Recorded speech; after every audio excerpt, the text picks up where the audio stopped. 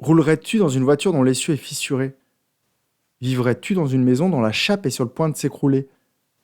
Planterais-tu des graines dans une terre argileuse? Et pourtant, combien d'entre nous vivent avec une estime au ras des pâquerettes? Peu de personnes ont grandi en entendant qu'elles avaient de la valeur, qu'elles méritaient d'être aimées. Mais j'ai une bonne nouvelle pour toi, ce n'est pas une fatalité. Aujourd'hui, je vais te partager 4 pratiques simples et puissantes pour renforcer ton estime personnelle. Je peux t'assurer que si tu passes à l'action dès la fin de l'épisode, tu vas comprendre comment prendre conscience de ta valeur et continuer de te créer une vie riche, épanouie et pleine de sens. Bienvenue sur Dépasse-toi, je suis Sylvain et la promesse de mon podcast est simple, t'aider à te créer la vie que tu mérites. Quand je ne suis pas devant le micro, j'accompagne les personnes sensibles à se transformer. Et au fil des épisodes, je vais te partager les prises de conscience qu'elles ont eues et qui leur ont permis de s'épanouir. Tu vas comprendre entre autres comment mieux te connaître, avoir de belles relations, apaiser ton mental et trouver ta place, celle où tu te sentiras aimé et reconnu à ta juste valeur. Si tu veux profiter de tout ce que j'ai à t'offrir, abonne-toi à mon courrier privé sur sylvainviens.com. Installe-toi confortablement, je te souhaite une très belle écoute. Je tenais à démarrer cet épisode par un commentaire très inspirant de 5 étoiles laissé sur Amazon par Sambata qui a acheté mon roman. Voici ce qu'elle m'écrit. Un roman d'une profondeur rare, qui mêle introspection et quête existentielle avec une justesse troublante. À travers Vincent, on explore les blessures invisibles que chacun peut porter, mais aussi la puissance de la transformation personnelle. Les descriptions des Alpes sont à couper le souffle, et l'homme au bonnet rouge intrigue autant qu'il inspire. Une lecture captivante qui ne laisse pas indemne et pousse à réfléchir à ce qui compte vraiment dans la vie. À ne pas manquer pour les amateurs de récits psychologiques et inspirants. Alors merci Sambenta pour ton commentaire. Je t'avoue que à sa première lecture, j'ai vibré et j'ai encore vibré aujourd'hui en le relisant. Donc un grand merci à toi et merci d'avoir acheté le roman et j'espère qu'il t'inspirera pour la suite. Revenons à notre sujet du jour, comment renforcer ton estime? On peut trouver plein d'explications possibles du passé pour expliquer pourquoi tu n'as pas encore saisi ta valeur réelle. Peut-être que la bouteille d'amour de tes parents était vide ou ils n'avaient pas reçu eux-mêmes des compliments de leurs parents. Peut-être qu'un instituteur t'a pris en grippe et t'a humilié devant tes petits camarades. Peut-être qu'en cours de sport, tes copains de classe ne te choisissaient jamais. Peut-être que c'est un de tes frères ou une de tes sœurs qui t'a dit qu'il aurait préféré que tu ne sois pas là. Peut-être que c'est un professeur qui t'a fait croire que tu étais nul. Ou toi-même, tu as créé cette impression à partir des mauvaises notes qu'il t'attribuait. C'est peut-être un amoureux qui t'a dit des mots cruels suite à une rupture. C'est peut-être un manager qui n'avait rien compris à l'humain et qui t'a permis de croire que tu n'avais aucune valeur. J'ai envie de te dire, on s'en moque un peu de ces raisons. Tu peux essayer de tout comprendre. Tu peux t'allonger face à un psychanalyste pendant plusieurs années. Ou alors, tu décides d'avancer et de comprendre par toi-même que tu mérites l'amour, que tu es profondément aimable et que, comme chacun d'entre nous, tu as de la valeur. Je vais essayer de te proposer les pratiques par ordre de facilité. La première pratique, tu t'engages à ne plus te critiquer ou te blâmer.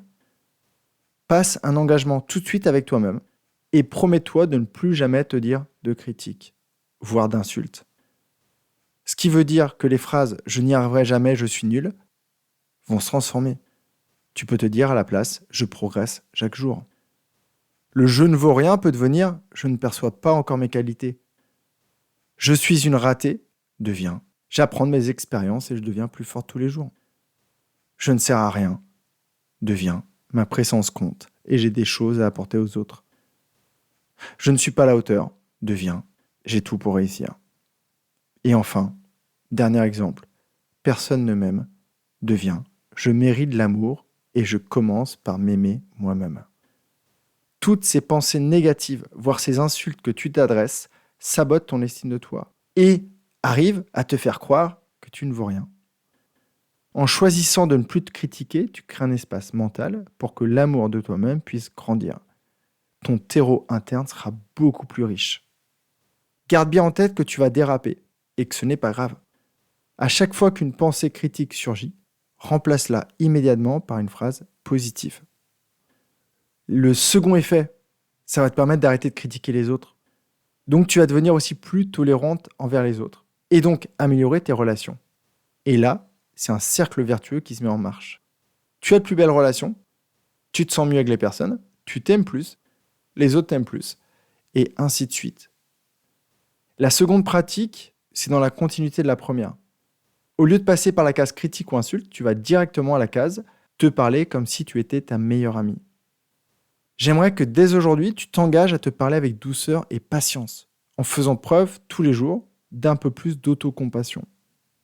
Tout ce que tu dis, ça façonne ton état émotionnel. Ça peut te mettre en colère, ça peut te rendre triste, mais ça peut aussi te rendre joyeux, fier de ce que tu fais ou de qui tu es. Donc si tu arrives à te parler avec bienveillance, tu développes une belle relation avec toi-même. J'ai envie de te donner encore des exemples. Imagine, tu fais une erreur au travail, tu ne te dis pas je suis trop bête, personne ne fait des conneries comme moi, mais ça arrive à tout le monde de se tromper. La prochaine fois, je ferai mieux. Tu te sens écrasé par ta charge de travail, tu ne te dis pas je suis incapable de tout gérer, mais plutôt respire un bon coup, tu vas y arriver. Tu ne te regardes plus dans le miroir en te disant tu es moche comme un pou, mais personne ne pense ça de toi. Tu es belle et unique. Tu échoues à un de tes projets personnels. Tu ne te dis pas je ne suis pas fait pour ça, je savais que j'allais me planter, mais je vais comprendre ce qui n'a pas fonctionné, ce qui m'a manqué, et je vais réessayer. Je ne vais pas aller plus loin parce que je pense que tu as compris. Les pensées que tu as envers toi en disent beaucoup sur tes croyances. Améliorer ton langage, c'est tous les jours déconstruire les croyances du passé. Et ça va te permettre d'en créer des nouvelles, beaucoup plus positives et qui vont te permettre de découvrir ta valeur et d'oser passer à l'action. Au début, si ça te paraît compliqué, je te propose de passer par une étape intermédiaire. Imagine que c'est une personne que tu adores qui est face à toi.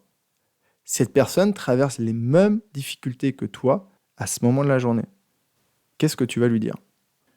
Ensuite, tout simplement, ce que tu lui aurais dit, tu le dis à toi-même. La troisième pratique, c'est de renforcer ta confiance. C'est d'ajouter de la fierté à ton quotidien. L'idée n'est pas de devenir un but de ta personne, mais de voir tout ce que tu fais déjà très bien. En reconnaissant tes efforts, même les plus simples, tu vas nourrir ta confiance en toi et tu vas te motiver à avancer. Par exemple, tu as pris le temps de ranger ton bureau.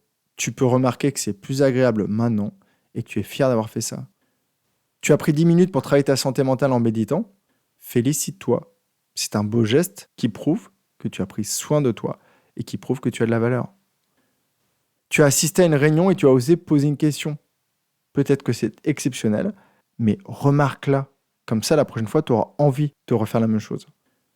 Tu as aidé une amie ou un ami à traverser une situation difficile. Dis-toi, j'ai pris le temps d'écouter un ami qui avait besoin de parler. Je suis fier d'avoir été là pour lui. Tu vis une situation difficile et en temps normal, tu aurais capitulé. Et là, tu allais jusqu'au bout. Dis-toi, j'ai géré cette journée sans abandonner. Je peux être fier de ma persévérance. Pour renforcer cette pratique, je te conseille de noter les actions au moment précis où tu les réalises dans un petit carnet. Ça va te permettre de renforcer les faits, de mettre de la conscience sur ce que tu as fait, et surtout, dès que tu auras des doutes, dès que quelqu'un aura une parole désagréable envers toi, ou que tu auras moins bien dormi, ou que tu te sentiras moins bien dans ta vie, tu pourras reprendre ce petit carnet et relire les actions que tu as notées, et ça te permettra de voir les progrès.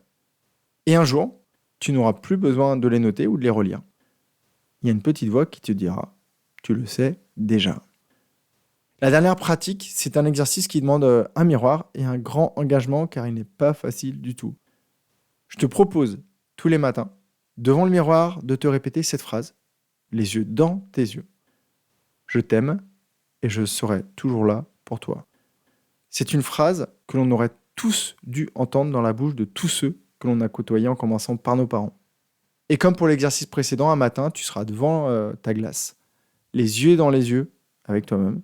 Tu te souriras et tu ne te diras plus rien. Tu te regarderas juste avec amour et bienveillance, car tu auras suffisamment intégré cette pratique. Je te fais une récap très synthétique. La première chose, c'est arrête de te critiquer. On part vraiment du pire du pire. Retire tous ces mots de ton langage interne. Le deuxième, parle-toi comme si tu étais ta meilleure amie. La troisième pratique, repère dans tes journées ce qui te rend plus belle ou ce qui renforce ta valeur. Et enfin, le quatrième, regarde-toi dans le miroir jusqu'à ce que tes yeux te regardent avec douceur, bienveillance et amour. Si tu en veux plus, j'avais déjà publié un épisode sur le sujet, même plusieurs. Il y en a un qui est très puissant, c'est l'épisode 75, et je te mettrai le lien dans les notes de cet épisode-ci. J'ai gardé quelques astuces à te partager jeudi dans mon courrier, alors si tu n'es pas déjà abonné, tu sais ce qu'il te reste à faire. Je t'envoie plein de douceur, de compassion et d'amour. Tu as une immense valeur, et j'espère qu'à travers cet épisode, tu l'as compris. Prends bien soin de toi et passe une magnifique journée. À très vite. Bye bye. Si ce que tu as entendu t'a plu, je t'invite à continuer ton cheminement sur mon site sylvainviens.com. Et avant de poursuivre, pense à t'abonner à mes épisodes ici même sur la plateforme d'écoute et pense à partager ce message avec une personne qui t'est chère et qui, comme toi, mérite une vie riche et épanouie.